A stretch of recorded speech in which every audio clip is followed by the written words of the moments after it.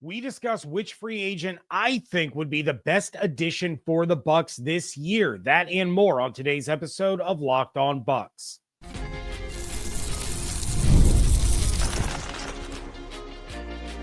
You are Locked On Buccaneers, your daily Tampa Bay Buccaneers podcast. Part of the Locked On Podcast Network, your team every day. What's up, and welcome into this episode of Locked On Bucs, your daily podcast covering the Tampa Bay Buccaneers, part of the Locked On Podcast Network, your team every day. I want to thank you for making Locked On Bucs your first listen or view every day. Don't forget you can subscribe or follow for free on YouTube or wherever you get your podcasts. And of course, you can follow along on Twitter. I am James Yarcho at JYarcho_Bucs, credentialed member of the media covering your Tampa Bay Buccaneers, here with you every Monday through Friday, along with the everydayers. And for that, I want to share my appreciation for your continued support of the show. One of the ways you can support the show is become a Locked On Bucs insider. You're going to get news, rumors, updates, general thoughts, one-on-one conversations with me via text message. Go to joinsubtext.com/LockedOnBucs or click the link in the show notes to become an insider today. The Buccaneers are a boring team, and Baker Mayfield is insufficient. That's all coming up in a little bit, but we're going to start this off with an insider question coming in from Reggie, and he asks, quick question for you. If the Bucs could reasonably get one addition in free agency, who should Jason, in your opinion, get at the upper tier pay scale after re-signing Chris? Of course, the other needs through the draft round 1 and 2 with a sprinkling of mid to lower cost players to fill the gaps and depth pieces. All right, if I have to pick one outside free agent that I think would be the biggest addition and have the biggest impact on the roster, I'm going with Khalil Mack. I know some people don't like him because of his age. I had someone on Twitter say that he's not worth over $10 million a year, which is inarguably false. But for what this team needs the most, and who is going to be worth the price tag, basically the biggest return on investment guy, it's Khalil Mack.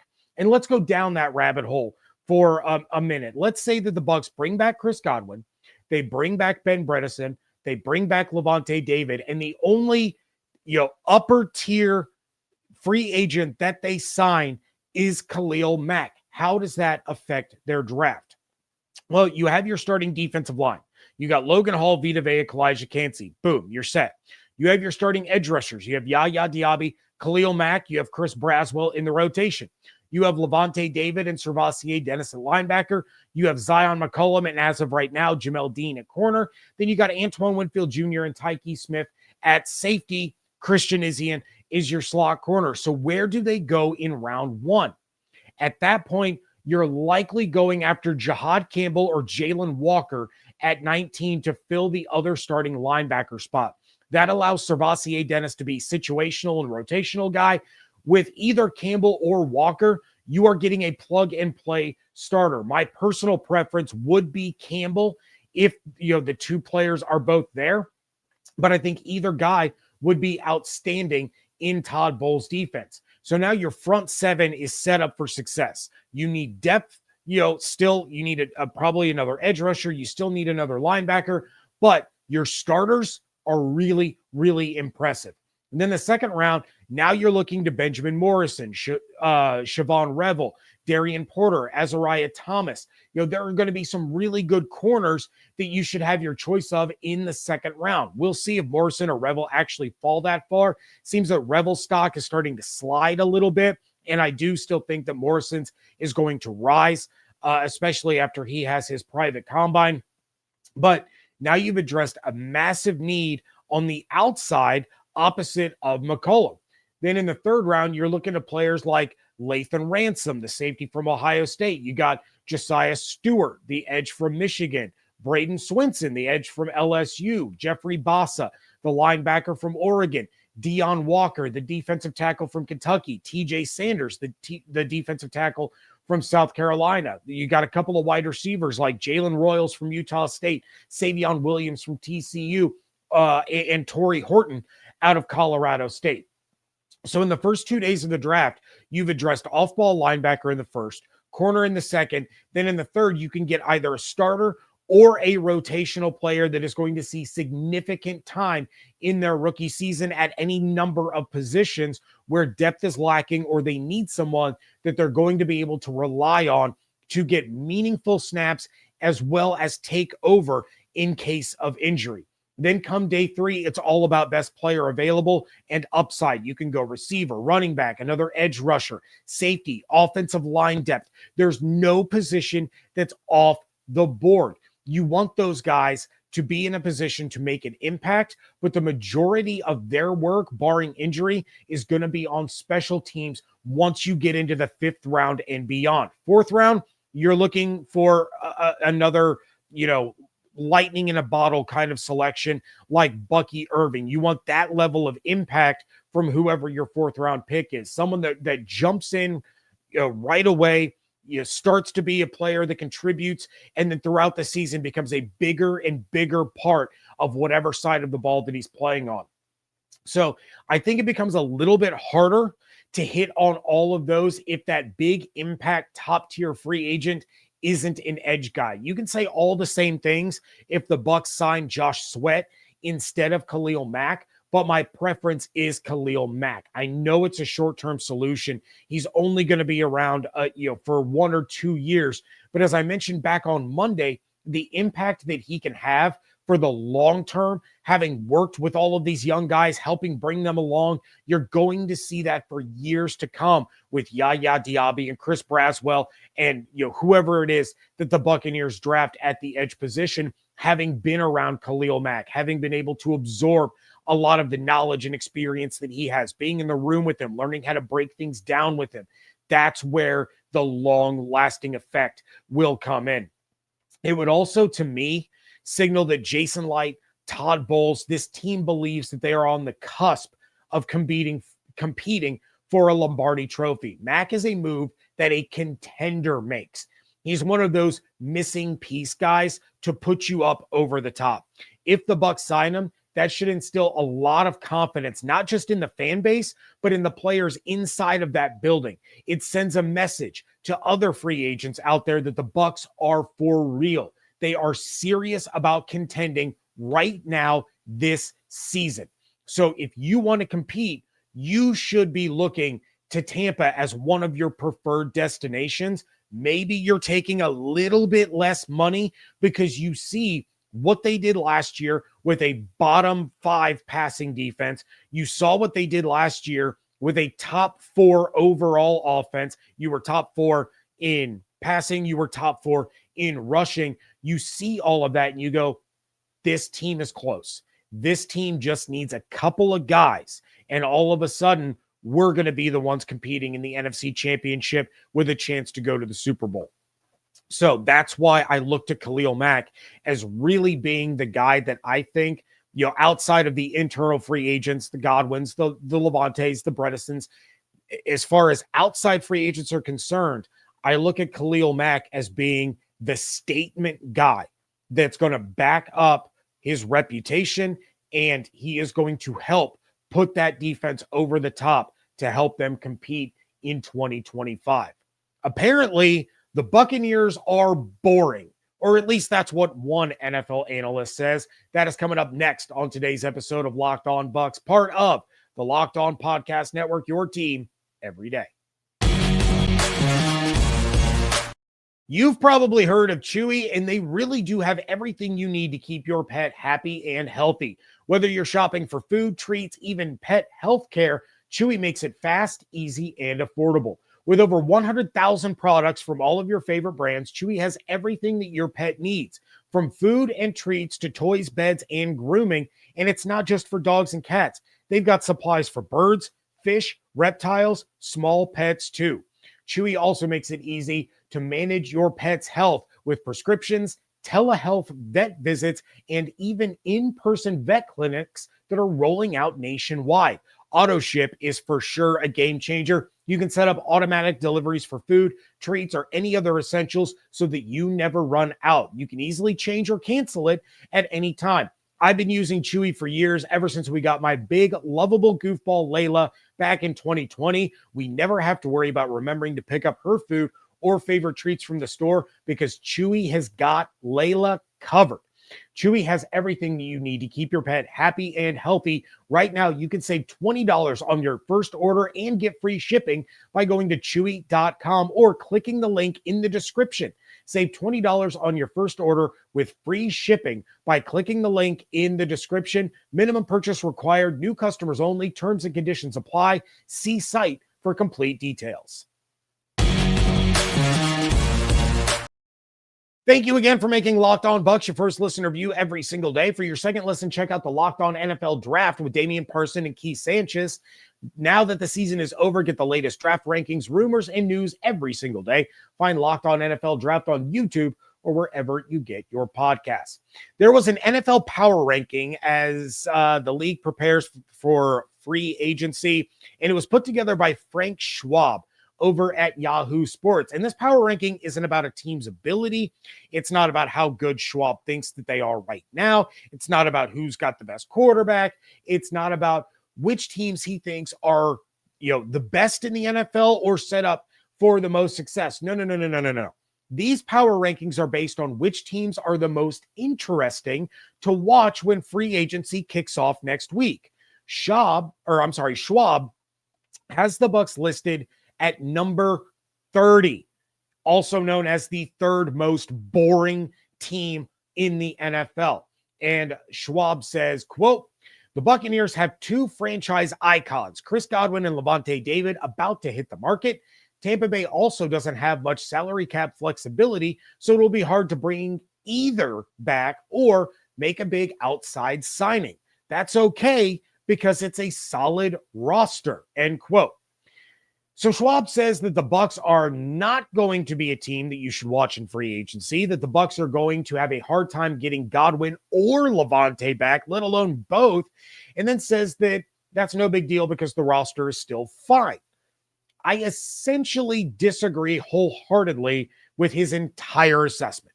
No, I don't think that the Bucs are a bad roster without those two players, but I also think both of them are returning, and it's really not going to be that hard to bring either or both of them back and still make a splash in free agency. It's also a lie that they don't have much cap flexibility. I talked about it not too long ago, but the Bucs can free up a ton of cap space in a hurry with some simple restructures as well as the potential release of Jamel Dean. When I brought it up back a couple of weeks ago, I cut Dean and then I restructured 4-player contracts and I freed up over $40 million in cap space. That would allow the Bucs to do literally anything they want this year. The guys over at Pewter Report, they're starting to release their battle plans and they're all doing the exact same things. Restructure Baker, Mike, Tristan, Antoine, and you free up about $40 to $50 million in cap space. That's money for Godwin, money for Lavonte, money from Bredesen, and money for free agents. Now, I'm kind of surprised that none of those restructures have actually happened yet, but they are going to be coming sooner than later, especially in order to get a Godwin deal done before that contract voids and creates over $18 million in dead cap. And look, maybe the Bucs don't make a splash move like signing Khalil Mack or Josh Sweat. Maybe they aren't going to end up being in on Dre Greenlaw or Charvarius Ward.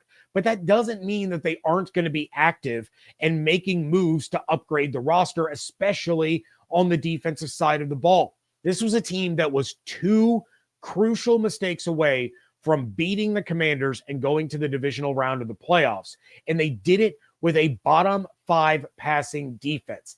That's where all the upgrades are going to come. I mean, what can you upgrade as far as the starting lineup on the offensive side of the ball? Quarterback, running back, receiver if you get Chris Godwin back? No, they're set.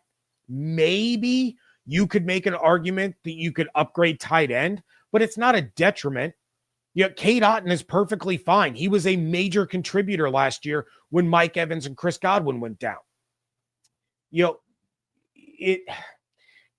Look, corner, edge rusher, safety, linebacker, defensive line depth, those are the detriments right now. On offense, you can upgrade at receivers 4 through 6. You can find a 4th running back. You can find some backup offensive linemen that can come in and help, some guys that can play multiple positions. That's what Jason Light likes having on the roster. He likes those swing tackles. He likes those guards that can bounce to center. He likes those offensive linemen that can play multiple positions. You can find those, and they're not going to be expensive. But there are impact players in all three levels of the defense that the Bucs can go out and bring in to help this team right now. And that's exactly what they're going to do. That doesn't mean they're going to go out and spend the most money of any team. That's just not realistic.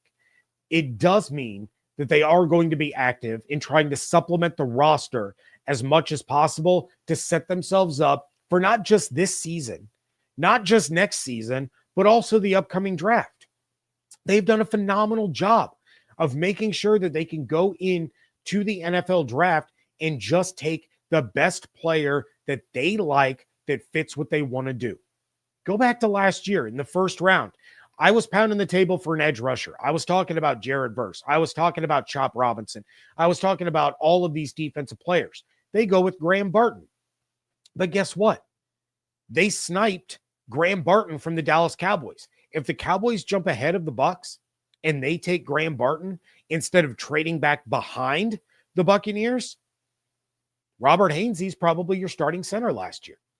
They were confident that they could come away from the first round and trust Robert Hainsey to get the job done. Hainsey's going to go out in free agency. He's going to be the starting center for an NFL team next year. My guess is it's probably the Jaguars. But they weren't pigeonholed into taking a center. They had one already on the roster. That's what Jason Light does. That's what Todd Bowles does. That's what all of these scouts do. They make sure that if they don't get a particular position at a particular spot, it's not going to cripple the team moving forward.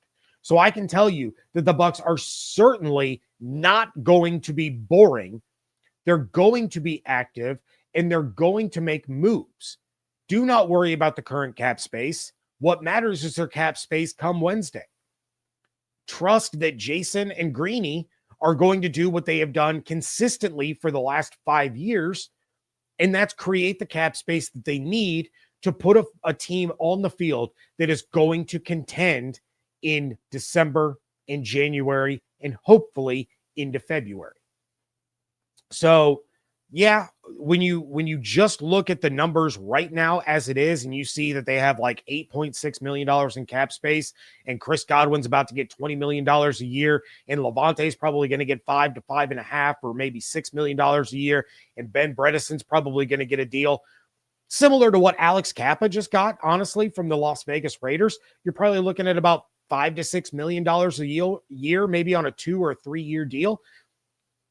And you look and you go, well, they only have $8 million in cap space. No. Greeny will free up $30 to $40 million of cap space in the blink of an eye. You can even extend Mike Evans because he's only got 1 year left now. He signed a 2-year deal. He's got void years coming up next year. You can extend him another 2 years and free up cap space that way. So the Bucs are definitely not going to be boring, but they're not going to be throwing money around like an intoxicated dude at a casino for the very first time. For some reason, Baker is still out here getting hated on. That is next on today's episode of Locked On Bucs. Wrapping things up here on today's episode of Locked On Bucs, and Brad Gagnon of Bleacher Report decided to go through every NFL's team, designate their franchise player with one word that best describes them.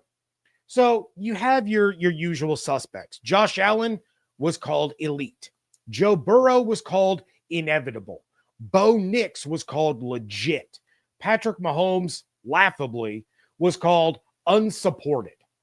But Baker Mayfield was labeled insufficient. Gagnon said, quote, the 2018 number 1 overall pick led the NFC in touchdown passes, but also in interceptions.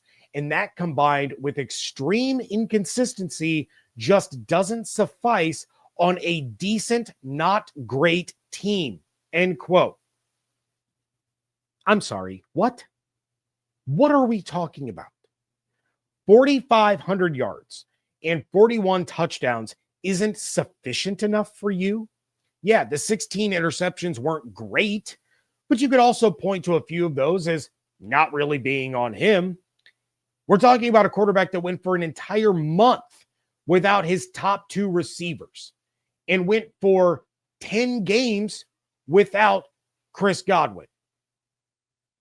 We are talking about going through that and still managing to keep this team without Mike Evans, without Chris Godwin, without half of their starting defense in one-score games against the Chiefs, the Falcons, and the Niners. And that wasn't sufficient? Back-to-back career seasons in yards, touchdowns, and passer rating. Not to mention a season where he was among the top of the NFL in those statistics, plus completion percentage. And that wasn't sufficient? But yet Kyler Murray gets labeled as special, and Caleb Williams, of all guys, is considered equipped. How can you look at Caleb Williams and say that he's the complete package, or Kyler Murray and say that he has one of the most exceptional skill sets in the NFL? That's completely insane. Neither one of those quarterbacks could start over Baker Mayfield, and it's not close. It's nowhere near close. Caleb Williams was garbage.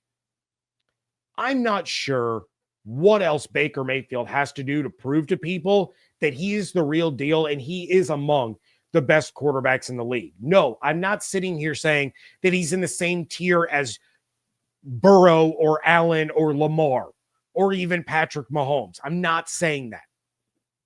But he absolutely is in that second tier of quarterbacks in the NFL, without question.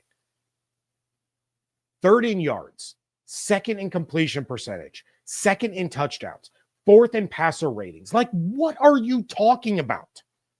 I can't help but think there has to be some sort of vendetta here on Gagnon's part to say this. There are hundreds of other words that you could have chosen to describe Baker Mayfield and just as many different attributes to point to, but you're going to be as negative as humanly possible about a quarterback that just had over 4,000 yards in back-to-back years for the first time in his career, that had 40-plus touchdown passes for the first time in his career, and he did it when having a new offensive coordinator in each of those two seasons. What?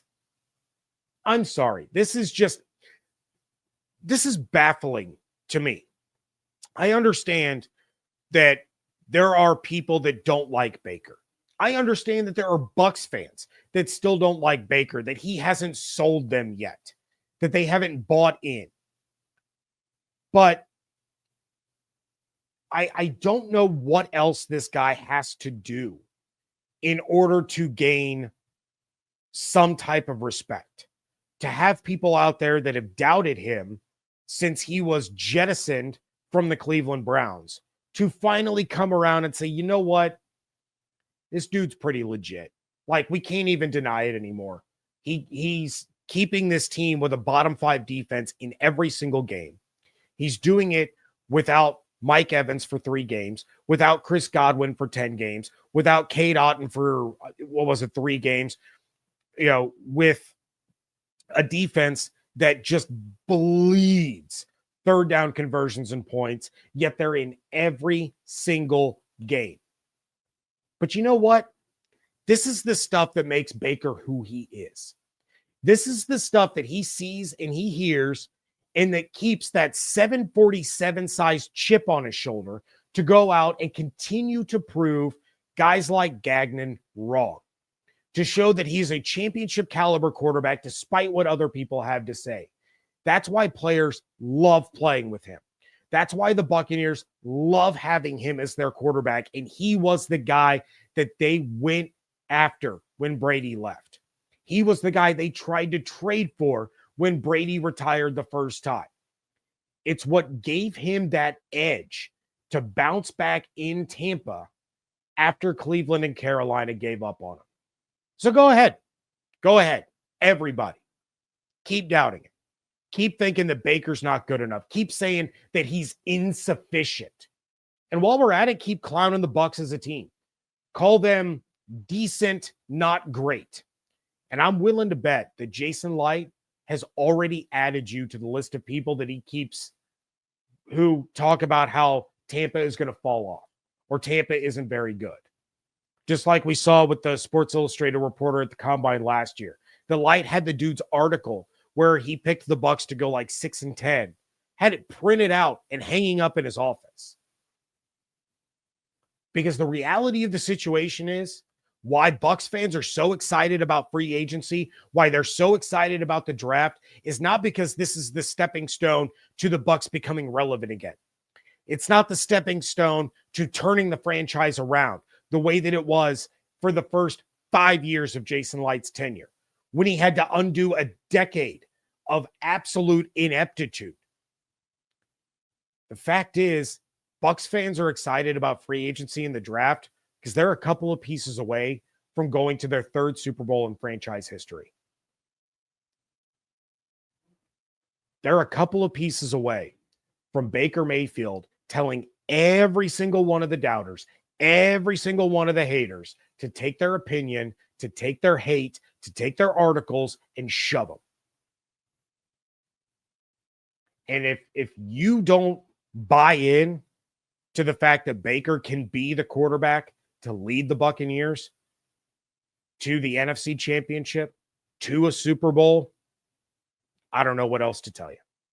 That's going to do it for this episode, though. Barring any big news, let's go ahead and end this week with a mailbag. Insiders, go ahead and text them to me. If you're not an insider, become one.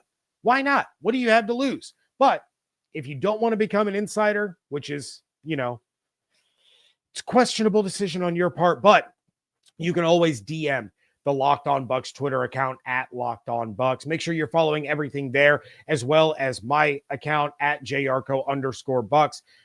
Become a Locked On Bucs insider by going to joinsubtext.com/LockedOnBucs or click the link in the show notes.